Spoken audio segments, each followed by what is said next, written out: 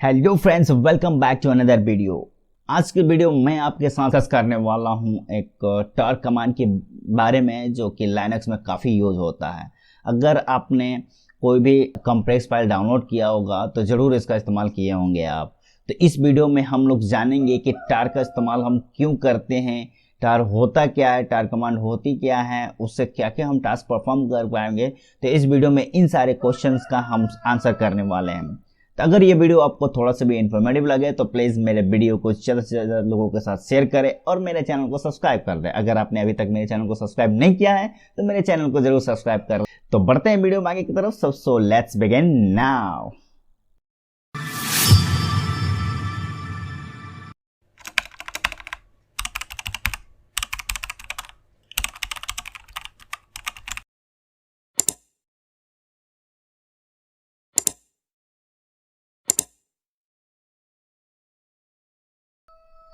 तो यहाँ पर आप देख सकते हैं दोस्तों, यहाँ पे TAR यानी कि टार। आप जैसे इसको प्रोनाउंस करते हो, मैं तो इसको टार ही बोलता हूँ, ठीक है। तो चलिए इसको देखते हैं। तो यहाँ पे TAR, टार का फुल फॉर्म क्या होता है? Tape archive. यहाँ पर आप देख सकते हैं मैंने लिखा हुआ है, यहाँ पे टेप आर्काइव लिखा हुआ है, ठीक है। यहाँ पे इसका डेफिनेशन मैंने दिया हुआ। डेफिनेशन क्या है? The tar command is commonly use to create, view, extract and manipulate archive files.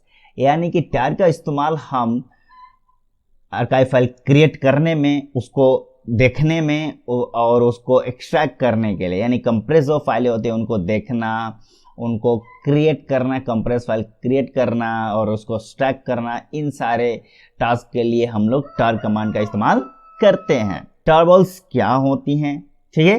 तो टारबल्स के बारे में हम लोग जानते हैं कि टारबल्स क्या होता है। टारबल्स एक उसमें एग्जांपल देता हूं, ठीक है। तो यहाँ पे टारबल्स यहाँ पे .tar.gz ये जो होती हैं, जो एक्सटेंशन उसका दिया रहता है, जो कंप्रेस फाइल होती है, जो उसका एक्सटेंशन होता है, वही टारबल्स होती हैं। ओके, दूसरा एग्जांपल देख लेते हैं। यहाँ पे .tar.bz2, ठीक है, ये एक्सटेंशन है उसके, और ये कॉमनली यूज है। आप तो कंप्रेस फाइल में यानी लाइनक्स यूज कर रहे हैं तो इसको देखे ही होंगे आप, ठीक है ना। अब बात करते हैं इसके सिंटैक्स के बारे में। तो इसके सिंटैक्स कैसे होते हैं, क्या होता है सिंटैक्स। चलिए तो इसके सिंटैक्स पे चलते हैं हम लोग। तो यहाँ पे लिखा हुआ सिंटैक्स, ठीक है। तो चलिए सिंटैक्स को देखते हैं। तो ये रहा इसका सिंटैक्स। तो अब इनके सिंटैक्स को हम समझने की कोशिश करते हैं। यहाँ पे लिखा हुआ TAR, टार कमांड है, ठीक है। फर्स्ट हमारा जो इसका जो होगा, जो भी हम लिखेंगे, कंप्रेस करना हो या एक्सट्रैक्ट करना हो या उसको व्यू करना हो, तो सबसे पहला कमांड क्या देंगे? TAR, टार देंगे, ठीक है। तो चलिए इसके टार के बारे में जानते हैं कि टार क्या है। तो टार एक क्या है? कमांड है ये। फिर अब इसके ऑप्शंस के बारे में जानते हैं। तो ऑप्शन पे क्लिक करते हैं तो इसके कौन कौन से ऑप्शन है इसके बारे में डिस्कस करते हैं। पहला क्या है? -C। ये कौन है? स्मॉल c है। ये क्या करता है? ये क्रिएट एन आर्काइव, यानी कि ये कंप्रेस फाइल यानी आर्काइव फाइल क्रिएट करता है, ठीक ना। अब आता है -X। ये क्या करता है? आपके कंप्रेस फाइल यानी कंप्रेस फाइल जो है ना, आर्काइव फाइल जो, उसको एक्सट्रैक्ट करता है, ठीक। T, list the content of an archive. ये क्या करता है? जो आपका आर्काइव फाइल है उसको व्यू करता है, व्यू करने के बाद उसको लिस्ट कर देता है, ठीक है ना, लिस्ट कर देता है।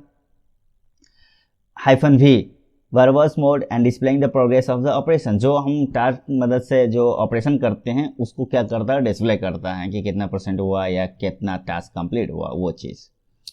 और F, specify the archive file. ये क्या करता है कि फाइल यानी किसको आप आर्काइव में क्रिएट करना चाहते हैं या एक्सट्रैक्ट करना चाहते हैं, वो चीज़ देना पड़ता है, ठीक ना। अगर ये F नहीं देंगे तो वो पहचान नहीं पाएंगे कि कौन से फाइल को आप करना चाहते हो। अगर नाम भी दे देंगे तो वो चीज़ें वर्क नहीं करेगा। चलिए -Z, compress using gzip। -Z अगर दिख जाए, आपका जो ऑप्शन देते हैं टार के बाद, हाइफन के बाद अगर जो ऑप्शन देते हैं उसमें Z दिख जाए तो इसका मतलब ये हुआ कि वो gzip सॉफ्टवेयर की मदद से उसको कंप्रेस किया गया है या एक्सट्रैक्ट किया गया है, ठीक है ना। यहाँ पे -Z, compress using bzip2।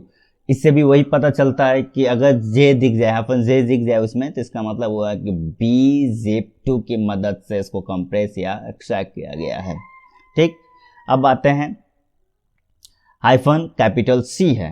Okay, इसका मतलब change to specific directory before performing an operation.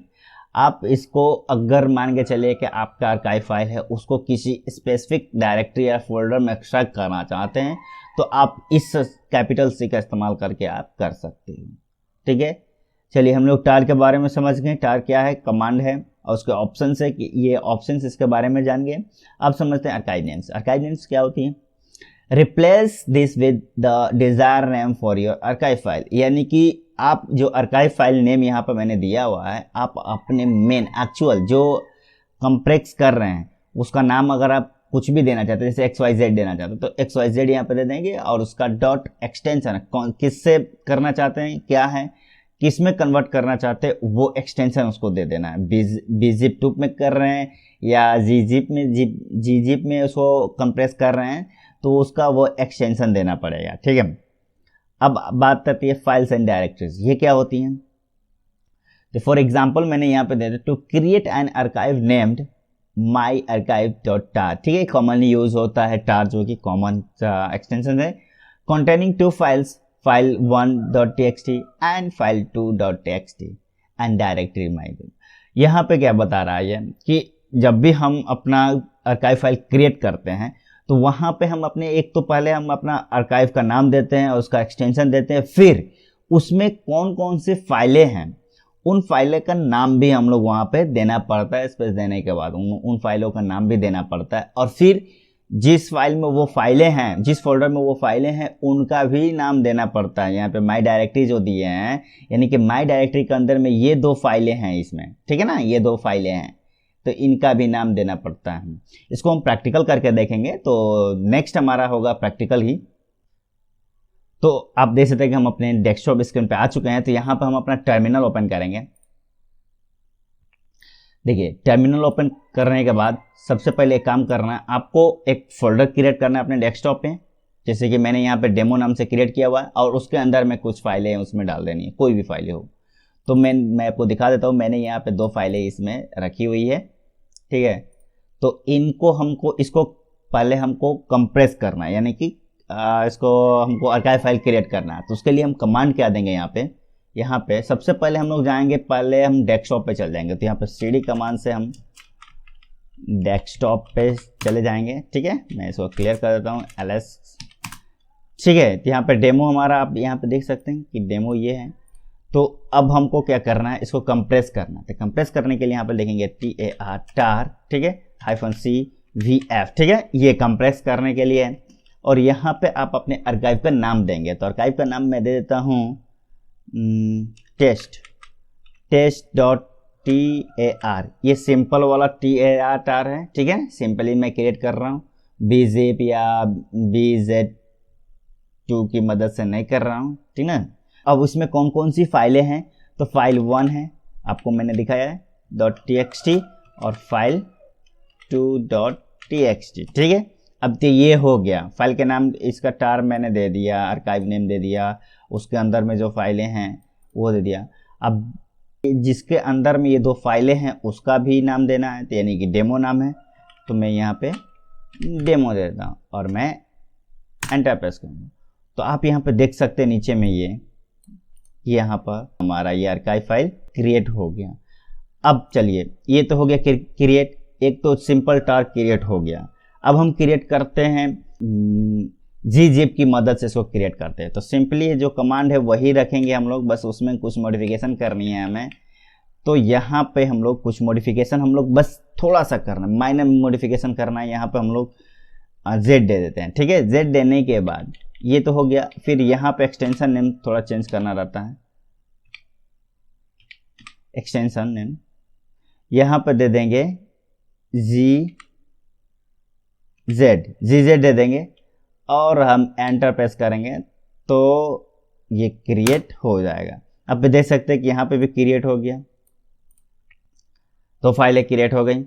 अब चलिए इसको हम लोग करते हैं bzip2 की मदद से, इसको करते हैं कंप्रेस। ठीक है, तो मैं वही कमांड रहेगा, बस थोड़ा सा हमको मॉडिफिकेशन करनी है। यहाँ पे ZZ लिखे हुए थे, इसको हमको कर देना है BZ2, ठीक ना, BZ2, और यहाँ पे Z की जगह पे Z कर देंगे, ये हमारा हो जाएगा।